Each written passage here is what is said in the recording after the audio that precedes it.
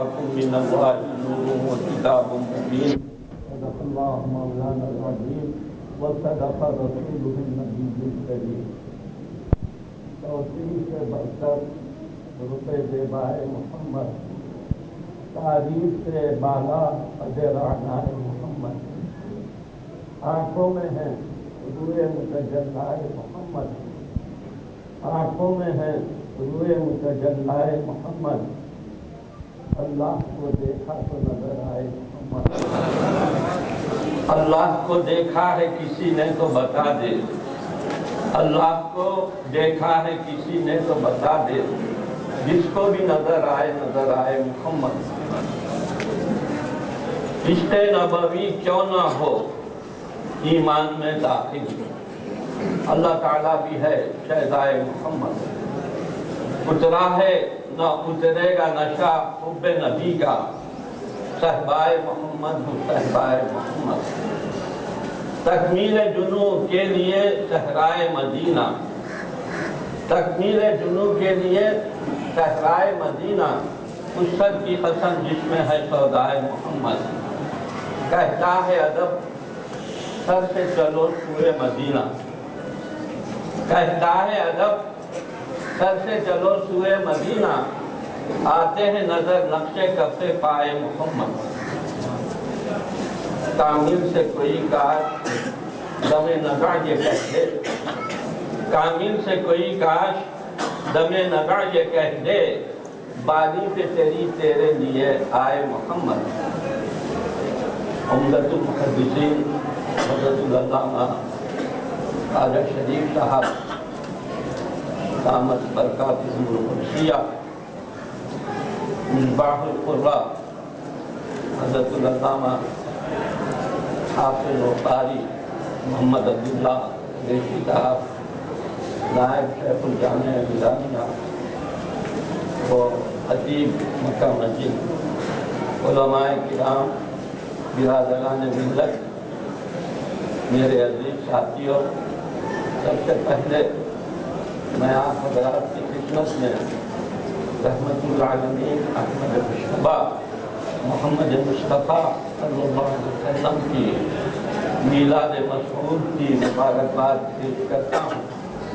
حقیقت یہ ہے کہ رحمت العالمین احمد مشتبہ محمد مصطفیٰ صلی اللہ علیہ وسلم والاول والباطن والآخر والطاہر.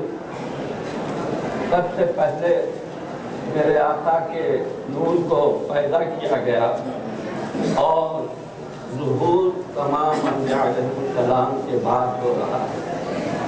یہ باعتبار خلقت بتلا دیا جا رہا ہے کہ هو الاول هو الباطن، اور باعتبار ظہور بتلایا جا رہا ہے کہ هو الآخر اور هو الظاہر. یقیناً رحمت العالمین صلی اللہ علیہ وسلم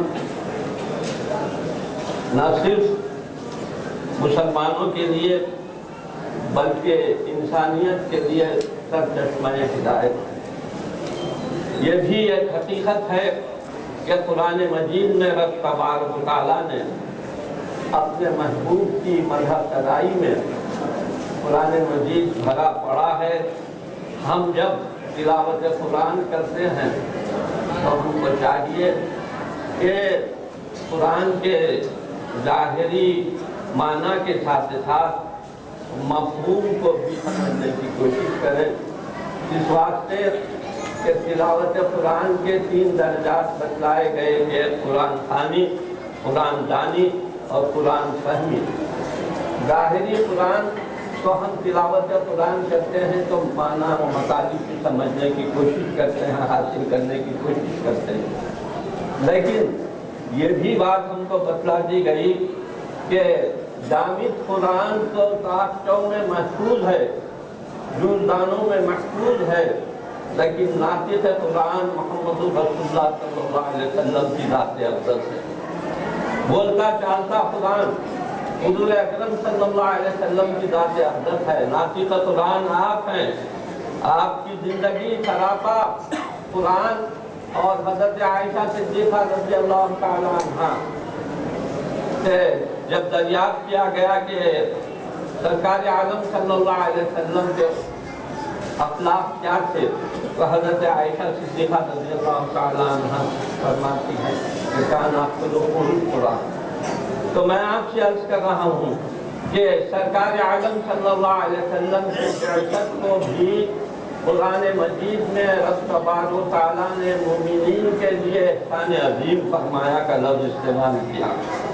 آج ہمارے پاس بہت سارے لوگ کچھ الفاظ استعمال کرتے ہیں جو اکثر میں اپنے تقاریر میں کہہ رہا ہوں، وہ یہ کہ بعثت کا لفظ جب قرآن میں ہے تو ہم کو یہی کہنا چاہیے کہ اس عالم میں حضور اکرم صلی اللہ علیہ وسلم کی آمد ہوئی، تشریف آوری ہوئی، بعثت ہوئی، ولادت باسعادت ہوئی۔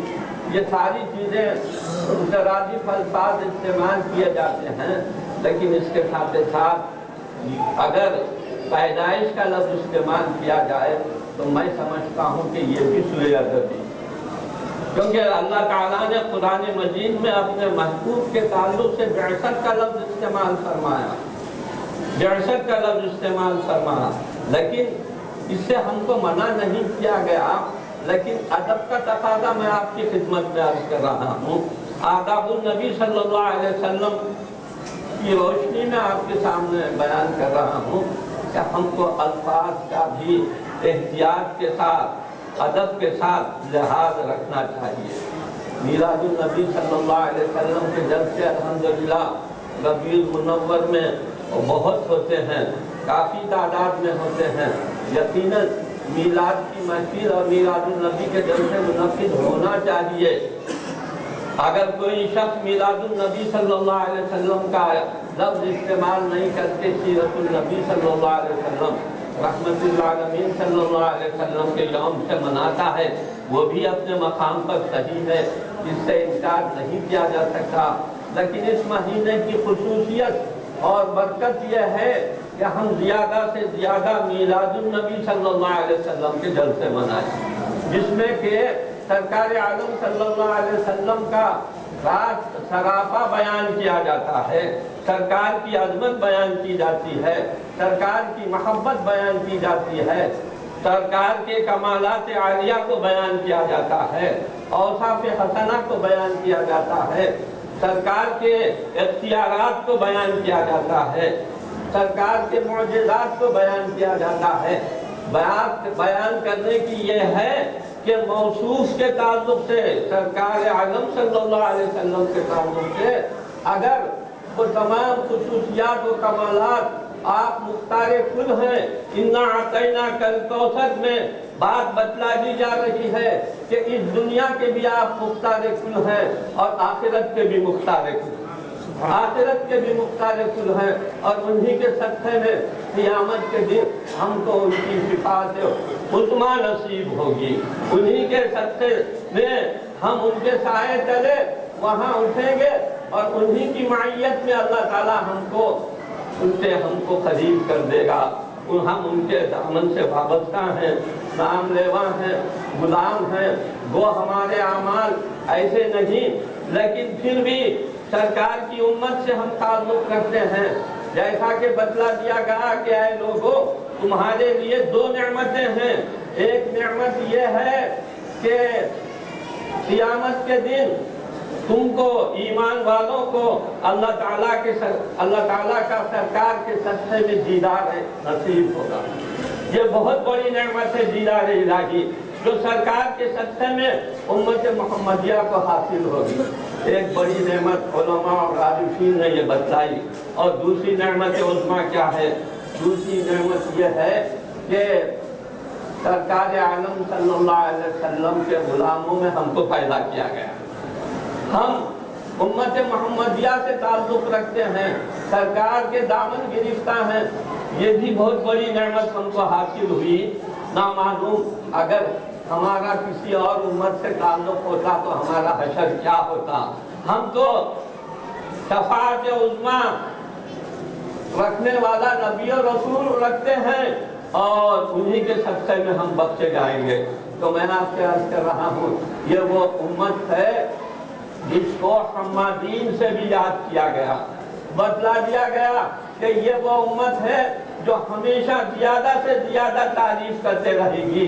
اللہ کے رسول محبوب خدا رحمت العالمین صلی اللہ علیہ وسلم کی بہت زیادہ تعریف کرتے رہے گی، اور ہم کو خطاب بھی دے دیا گیا کہ حمادین، ہم کو کتاب بھی دے دیا گیا کہ حمادین۔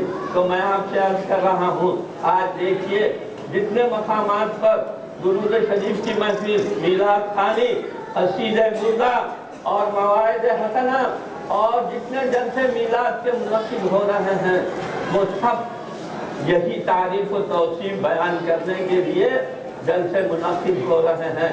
قابل مبارکباد ہیں مسلمان کہ ان میں دینی شعور بیدار ہو چکا، اور وہ اس دولت عظمیٰ کی جو نعمت کی صورت میں امت محمدیہ کو حاصل ہوئی، سرکار کی بعثت نبوی کی زیادہ سے زیادہ خوشی مناتے ہیں، اور یہ خوشی منانا قرآن کی روشنی میں قُلْ بِفَضْلِ اللَّهِ وَبِرَحْمَتِهِ فَبِذَلِكَ فَلْيَفْرَحُوا امر کا صیغہ ہے، اور بتلا دیا جا رہا ہے کہ تم خوشی مناؤ، تم خوشی مناؤ۔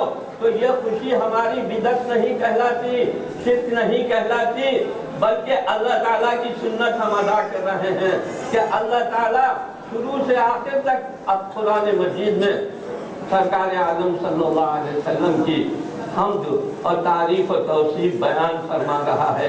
ابھی آپ خطبے میں سماعت فرمائیں، عربی خطبے میں جو ہے فصاحت و بلاغت سے بھرپور خطبہ جو ہمارے دکن کے عالم دین مولانا حافظ عبداللہ قریشی صاحب دامت برکاتہ القدسیہ جو دیا کرتے ہیں جمعے میں، عیدین میں اور خطبہ میلاد میں، تو دیکھیے آپ، اللہ ان کو سلامت رکھے اور ان کو صحت و عافیت کے ساتھ ان کی عمر دراز فرمائے۔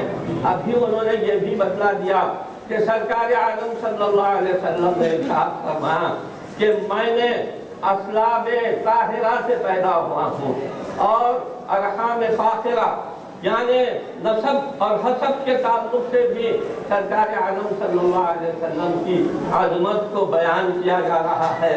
جو ساری چیزیں آپ نے خطبے میں سماعت فرمائی، یقیناً سرکار کی عظمت تو یہ ہے کہ مختصراً یہ کہنا پڑتا ہے، جیسا کہ شاعر نے کہا کہ بعد از خدا بزرگ ہوئی قصہ مختصر۔ تمام انبیاء علیہ السلام کے جتنے صفات کمالیہ ہیں، وہ پورے صفات کمالیہ آپ کو ایک ذات قدسی صفات محمد الرسول اللہ صلی اللہ علیہ وسلم میں مجتمع ملیں گے۔